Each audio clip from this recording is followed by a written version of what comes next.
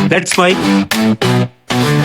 Day special. नमस्कार, let's mic में आपका स्वागत है। डे स्पेशल के साथ मैं राखी जैन। 26 अप्रैल एक ऐसी तारीख जो इंसानी तकनीक की ताकत और उसकी खतरनाक सीमाओं दोनों की याद दिलाती है। ये दिन है दुनिया की सबसे भयावह औद्योगिक त्रासदियों में से एक, चेरनोबिल डिजास्टर की बरसी का। साल 1986, सोवियत संघ का दौर और यूक्रेन का एक छोटा सा शहर प्रिप्यात। यहाँ स्थित था चेरनोबिल न्यूक्लियर पावर प्लांट, एक ऐसा परमाणु ऊर्जा संयंत्र जिसे आधुनिक तकनीक का प्रतीक माना जाता था। लेकिन 26 अप्रैल की वो रात उस प्रतीक को एक स्थायी त्रासदी में बदलने वाली थी। ये सब एक टेस्ट से शुरू हुआ।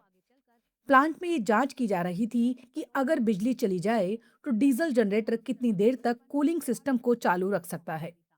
ये एक तकनीकी प्रक्रिया थी, लेकिन इसके लिए सुरक्षा सिस्टम को अस्थायी रूप से बंद कर दिया गया और यही सबसे बड़ी गलती साबित हुई। रात करीब 1:30 रिएक्टर नंबर 4 पर टेस्ट चल रहा था।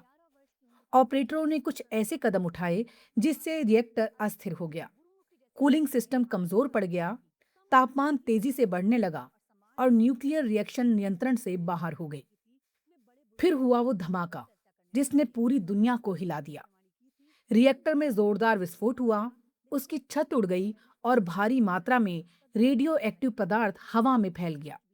ये सिर्फ एक हादसा नहीं था, ये एक ऐसा विस्फोट था जिसकी गूंज दशकों तक सुनाई देती रही। इस दुर्घटना में शुरुआती तौर पर 30 से अधिक लोगों की मौत हो गई, लेकिन असली खतरा उस अदृश्य दुश्मन से था, रेडिएशन। ये हवा के साथ फैलता गया और देखते ही देखते यूक्रेन, बेलारूस और रूस के बड़े हिस्से को अपनी चपेट में ले लिया। करीब 50 लाख लोग इस विकिरण के प्रभाव में आए। हजारों लोगों को कैंसर जैसी गंभीर बीमारियों ने जकड़ लिया। कई रिपोर्ट्स के अनुसार 4000 से अधिक लोगों की मौत इस त्रासदी से जुड़ी बीमारियों के कारण हुई। इस हादसे की भयावहता का अंदाजा इसी बात से लगाया जा सकता है कि यहाँ से निकला radiation atomic bombing of Hiroshima and Nagasaki के मुकाबले कई गुना अधिक प्रभावशाली था। लेकिन इस त्रासदी को और भी गंभीर बना दिया उस समय के सोवियत संघ की चुप्पी ने। हादसे के बाद कई दिनों तक इस घटना को दुनिया से छिपाया गया। लोगों को सही जानकारी नहीं दी गई, जबकि रेडिएशन सीमाओं को पार कर चुका था।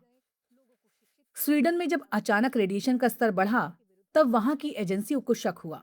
जांच शुरू हुई और आखिरकार सोवियत संघ को इस हादसे को स्वीकार करना पड़ा। तब जाकर दुनिया को इस त्रासदी की असली तस्वीर पता चली। इस बीच हजारों फायर फाइटर्स और कर्मचारियों को बिना पर्याप्त सुरक्षा के आग बुझाने और स्थिति को नियंत्रित करने के लिए भेजा गया। इन लोगों को बाद में लिक्विडेटर्स कहा गया, वो लोग जिन्होंने अपनी जान जोखिम में डालकर इस आपदा को फैलने से रोका। चेरनोबिल के आसपास का इलाका आज भी लगभग वीरान है। प्रिप्यात शहर, जो कभी जीवन से भरा हुआ था, अब एक घोस्ट सिटी बन चुका है। वहां की इमारतें, स्कूल, अस्पताल, सब कुछ उसी तरह खड़ा है जैसे समय अचानक रुक गया हो। साल 2000 में इस प्लांट के आखिरी रिएक्टर को भी बंद कर दिया गया। इसके बाद एक विशाल कंक्रीट ढांचा, सार्कोफेगस बनाकर रिएक्टर को ढक दिया गया ताकि रेडिएशन को बाहर फैलने से रोका जा सके। लेकिन सवाल सिर्फ एक हादसे का नहीं है, सवाल है हमारी जिम्मेदारी का। चेरनोबिल हमें ये सिखाता है कि तकनीक कितनी भी उन्नत क्यों ना हो, अगर उसमें लापरवाही और पारदर्शिता की कमी हो तो उसका परिणाम विनाशकारी हो सकता है। ये त्रासदी सिर्फ एक देश या एक समय तक सीमित नहीं है, इसके प्रभाव आज भी महसूस किए जाते हैं, बीमारियों में, पर्यावरण में और उन लोगों की यादों में जिन्होंने सब कुछ खो दिया। आज जब दुनिया ऊर्जा के नए स्रोतों की तलाश में आगे बढ़ रही है, चेरनोबिल एक चेतावनी की तरह खड़ा है। ये हमें याद दिलाता है कि विकास जरूरी है, लेकिन उससे भी ज्यादा जरूरी है सुरक्षा, जिम्मेदारी और पारदर्शिता। 26 अप्रैल सिर्फ एक तारीख नहीं, बल्कि एक सबक है, एक ऐसा सबक जिसे भूलना मानवता के लिए बहुत महंगा साबित हो सकता है। डे स्पेशल में फिलहाल इतना ही। जुड़े रहिए लेट्स माइक के साथ। नमस्कार। आप सुन रहे थे लेट्स माइक।